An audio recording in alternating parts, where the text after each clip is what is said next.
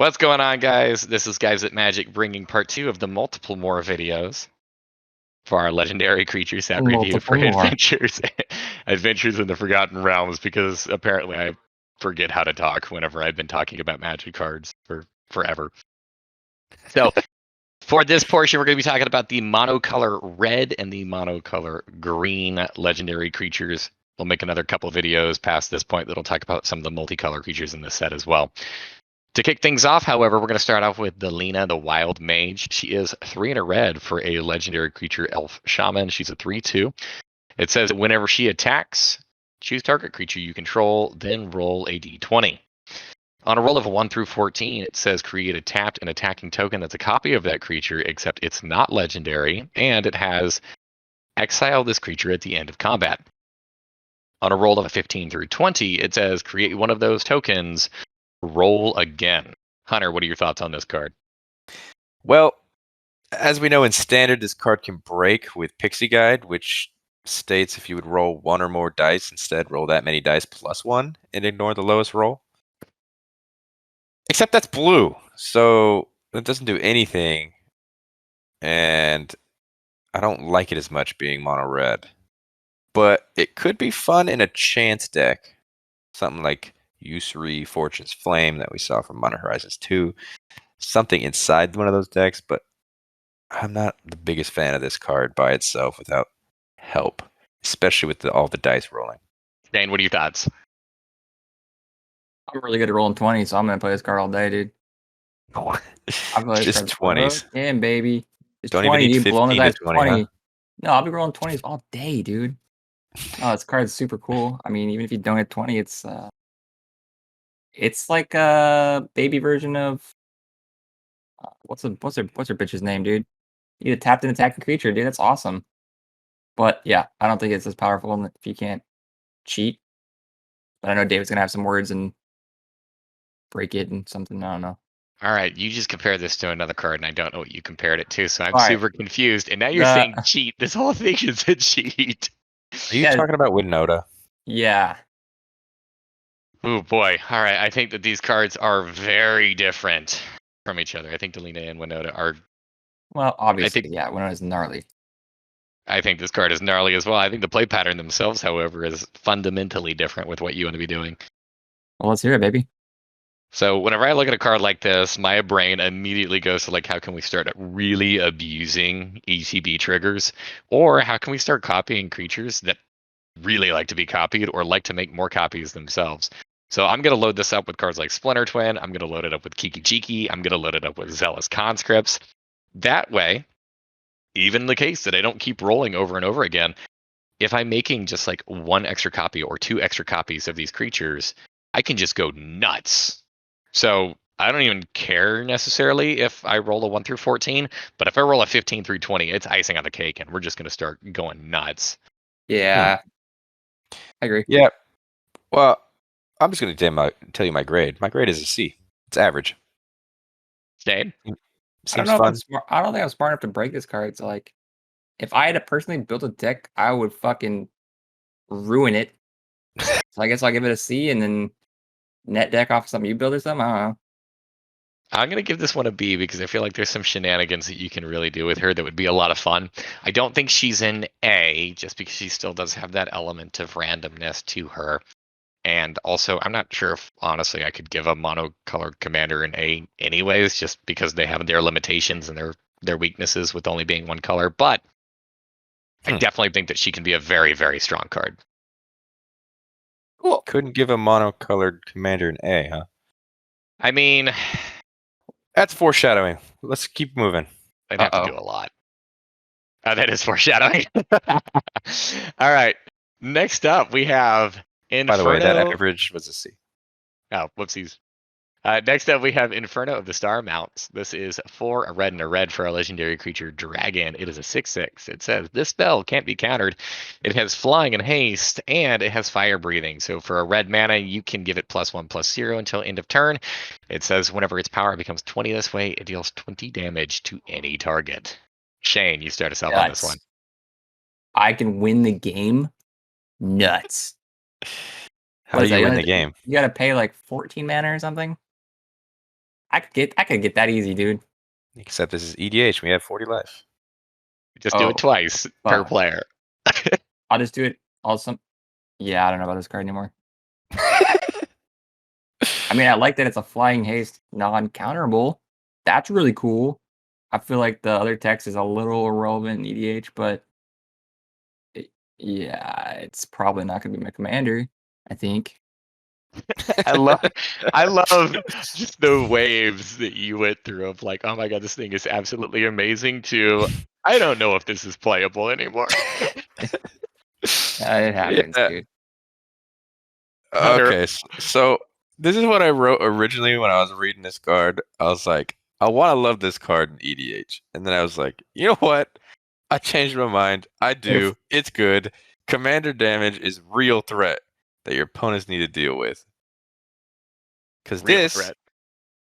spell can't be countered. That's fantastic. It's got flying and haste.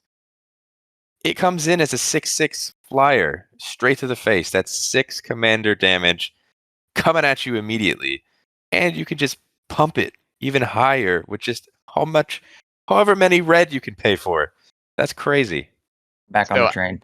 I did a little bit of math, and we got to tell you why this card still sucks. Okay, go ahead. So let's say we're playing a game and you have 6 mana. If you have 6 mana, this thing cannot be countered, so you know you don't have to leave your shields up for it. It's got flying and it's got haste. So you're wanting to beat face with this. You're gonna drop it as soon as you get 6 mana, right? Bingo. Right. All right, there we go. We're proving why this card is bad. You don't have any extra mana in most cases to pump this thing the turn that it swings. So No. you're going to most likely hit for 6, and that's assuming, of course, they don't have any blockers or removal, because this thing can still be killed, just not countered. So you get in for 6, and that's fine. Next turn you swing, and say you attack that exact same player. If you had 6 mana on the last turn, and you got your land drop, you'll have 7 mana this turn. So you can pump it an additional +7/+0. With I like where this is all going. of that combat damage, that's 19. You actually still need to hit him a 3rd time. You need to Favorite. hit the same player 3 times, Shut up. pumping this thing. You're ruining my dreams. So Yeah, I'm back off the train now. No, The only- get back on the train, Shane. Here we go. Go ahead. the only other thing that I'm looking at with this is there are ways that you can make infinite red mana, in which case, go for it. Have the nuts, because this thing can't be countered. It has flying, it has haste, and if you want to build a super aggressive deck that uses things like Jessica's Will or Reiterate to make that infinite red, you can kill your opponents super quickly with it. Another one out there being things like Cloudstone Curio, as well as Dockside Extortionist, will also net you infinite red mana. So same thing. You can go nuts and you can shotgun through your opponents. If you are playing in a format, however, if you are playing at a level of commander where those kinds of cards and those kinds of combos are encouraged, you are also playing in a format where I can promise you, you are going to be put up against removal that is very efficient and very fast, and your opponents are also going to be playing decks that are very efficient and very fast. Hey, man, you can run a Dockside Extortionist. You can run some Magda. You can run a Ragavan. You can run all these things that can make treasure tokens and then pump this guy up. A Goldspan Dragon. All these things cost less than 6 mana, so you're on curve. Pump it up. Do some surprisingly scary amount of damage from your commander. At the end I'm of the just saying. day, that is my argument, is that this is a big dumb beater. And it Yep. doesn't really do a whole lot more. And we're back. And we're back. But overall, I'm still giving it a C. Shane, thoughts on this one? What's your grade? Oh fuck! I thought we were going in, Hunter. I thought we were gonna like high five and do like a A or something. What the fuck? Yeah, he talks this up to be like, and it's average. You know what? Fuck it. It's average, Hunter. It's a C. Thanks, man. I'm gonna give this thing a D. You would. So that average is actually a C.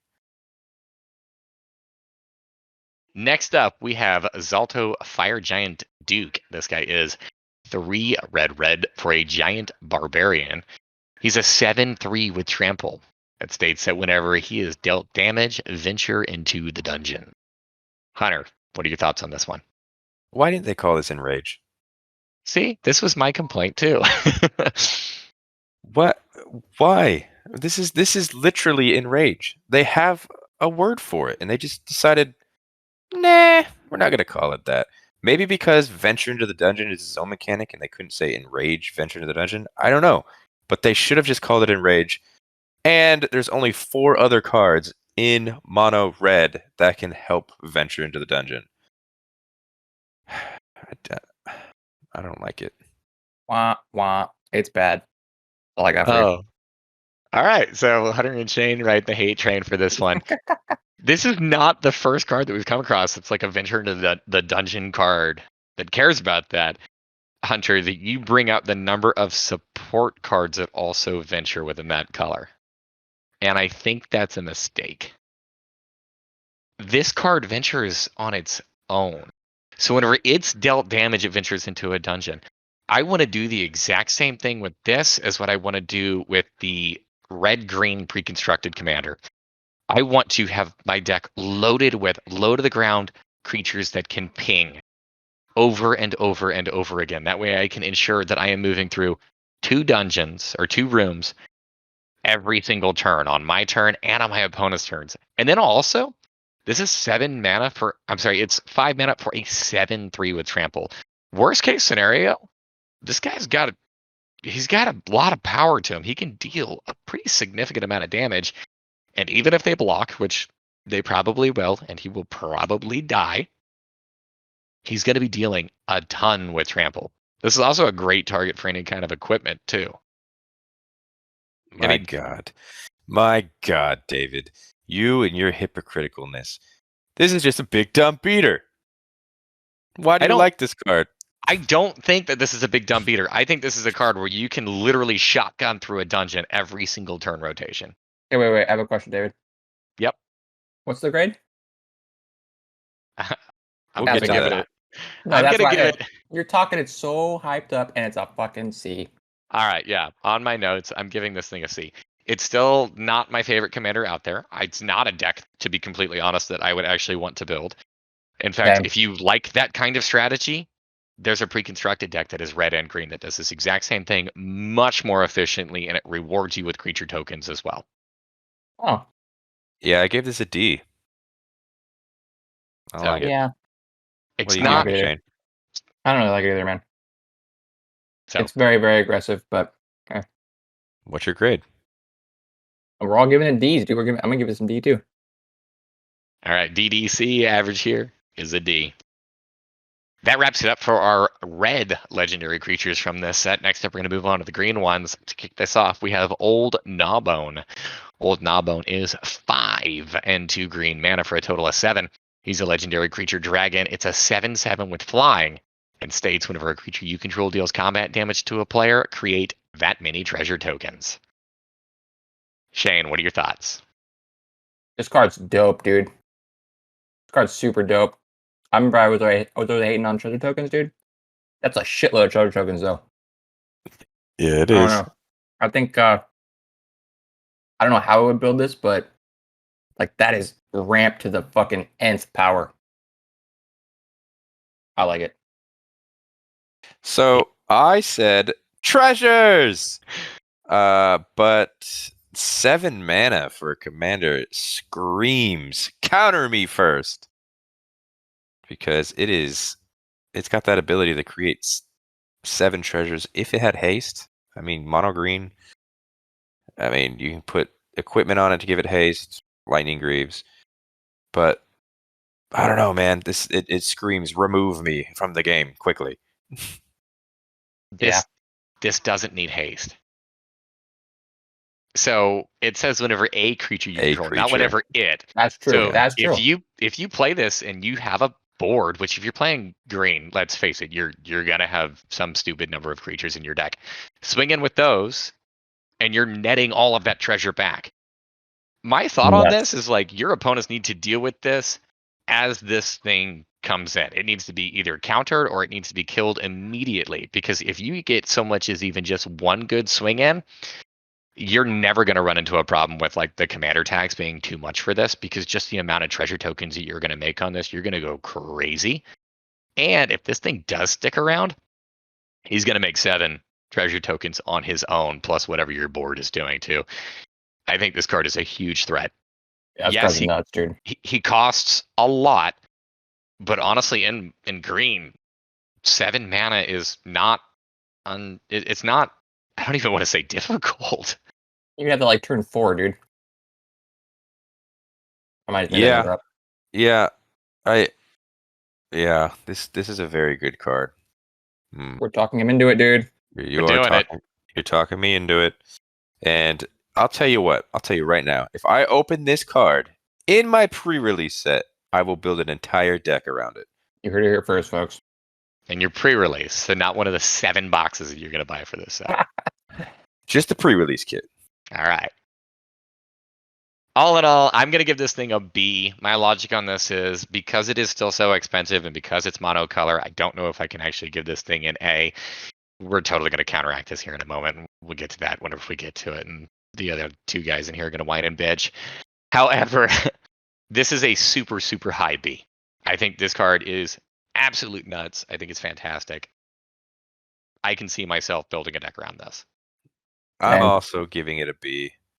This is I was originally a C, but yeah, you definitely can ramp it as quick as shit, and then it would be just absolutely devastating to have that many treasures and ramp that fast above your opponents. We're going to B-Town, baby. All Bs. Let's go. B-Town, baby. That's the average of a B.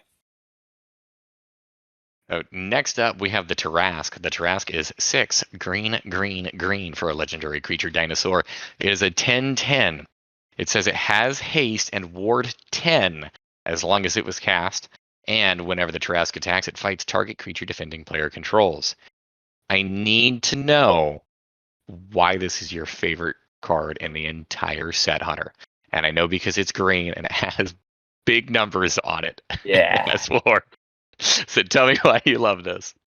Well, at least if it's your commander, you're always going to get ward 10 by casting, because you'll always cast it from the command zone. However, 9 mana is too much to start. This is another counter me commander, because if it actually does come and play, ward 10, this is never, unless the board wipe, it's never coming out. I'm going to go out on a limb, dude, and say this card is trash as a commander. Is that safe to say? Can I say that? Out on a limb, huh? Yeah. I'm feeling something in my guts. Okay. What do you think, Dave? Oh boy, I have so many thoughts with this card. My first thought here is Ward 10. Why is that not hexproof? Like It's 10, dude. Come on. realistically speaking, nobody is paying 10 mana as a tax on a removal spell for this anyway. So like, this is just hexproof, right? Mhm. Why not just use that? I don't know. Unless they really are like hardcore wanting to move away from hexproof and just like Ward is the replacement for it. Aside from that, I have 9 reasons why I don't like this card, and they're all in the mana cost. 9 They're all mana. in the mana cost. That was clever, dude. Holy shit. 9 mana is way too much for this. It's a big beater, but if we look at some math, just like that red dragon we talked about earlier, it still takes 3 hits to kill an opponent to hit that 21 legendary, like the 21 commander damage. That was much easier math, too. No, I don't like this card at all. So what's your grade? This is an F, dude. I'm not doing this. Shane? Sadly, F. That's crazy, because my grade is actually an F as well. So Turns out Ward 10 does not mean I give something an A.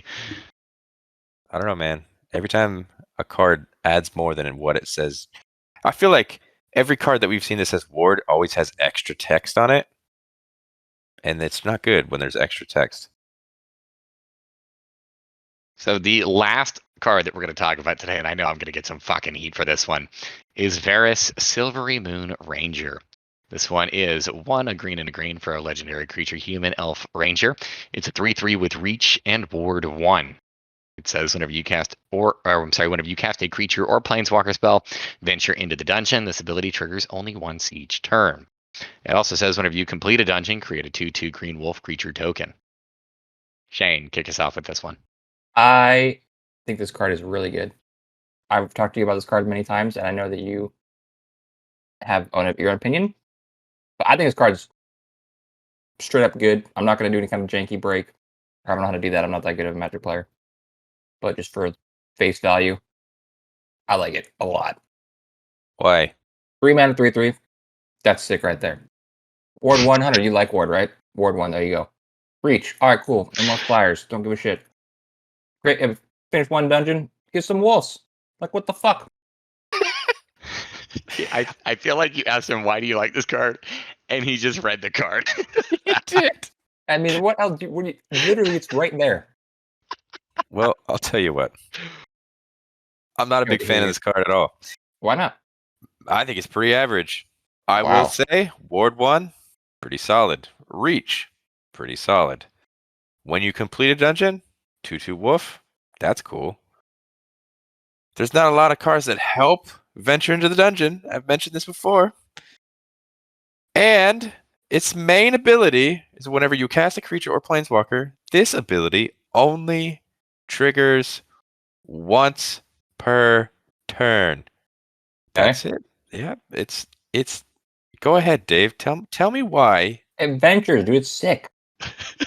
Tell me why. Go ahead. So I kind of have like two separate write-ups on this one, because my first thought on this is like, how would I play this fair? And then my second thought on this is like, this card screams fucking break me, please. So my first thought on this is like, 3 mana for a 3/3 with reach and Ward 1. I literally give no shits. The Ward 1 is cool, because like if your opponents are actually playing super high end tight and they need that like exactly the amount of mana that they have, that Ward 1 might actually trip them up a little bit. Yeah. I think that the token creation on this is cool. And if you're just playing this as like a fair ability where you're only triggering this once each turn, you're not completing dungeons very quickly. You're definitely going to have to require some additional support to get this thing moving and grooving. And in all justification, I honestly don't think he's that good if you're playing him fairly. I can't do that. I literally cannot do that with this card because he is so good. When you say fuck fair, I just want to build this card extremely aggressive and I just want to like try to break him. We know you like breaking Explain. things, David. Explain how you break him. He's so mad, dude. I look at this as like, I'm playing this, I'm playing Food Chain, I'm playing like a pod package to help support this, and I'm going to do this. I'm going to use Food Chain as well as cards such as Eternal Scourge. I almost forgot the name of that card. So I can generate infinite mana so that I can exile this guy out and then recast this guy infinitely to get around the triggers only once each turn clause. So I'm going to make infinite mana cause infinite ETBs, go through an infinite number of dungeons, create an infinite number of wolves.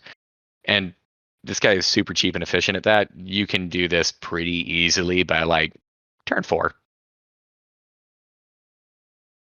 I disagree with you. All right. I'm building it. I like how there's no rebuttal. I disagree. I hope you build this. Hunter, you're gonna So- open this up. It's gonna be your fucking foil. So, David, you said right in the beginning of the video, we talked about the first legendary. You said, I can't give monocolored legendaries an A. I just can't do it. Please explain to me what your grade is for this legendary creature. Look, because this thing combos so easily, I did put this thing down as an A. That's only if you build him in that mindset. Now, that is super aggressive. That is not a fair deck by any means. Keep in mind, you're not going to make friends whenever you play this. And I don't necessarily think that like it's like borderline CEDH. I don't think that it is honestly all that great in CEDH. I don't think that it is very oppressive in that environment. But at like a casual table, I think that you can build this thing to where it is just completely unfun to play against. And this thing is just stupidly powerful. All right. Hunter? If you build, Well, I gave it a C. I still think it's average. I'm not changing. You sound like me now, dude. Wah, wah, wah. Shane, what's your grade on this thing? Well, apparently I like the card for its dumb reason, so I'm giving it a B. I'm gonna give this thing an A, just because of how easily this thing combos off. If you're not building it to be an asshole, it's not an A. But I don't know. The loop here is just way too easy with this card. I can't build this deck and not go in that direction. Fair enough. So the average? Well, if you give it a C, a B, and an A, this thing has an average of a B. That thought, baby. Yeah. B. Yeah, B. That's good, dude. All right, so this was wrapping up part 2 of our legendary creature review for Adventures in the Forgotten Realms. We're going to be coming back with multiple videos for the multicolored commanders, the multicolored legendary creatures. So make sure that you stick around, like and subscribe if you haven't done so already, and we will see you guys next time. Thank you so much for watching. Bye. Adios.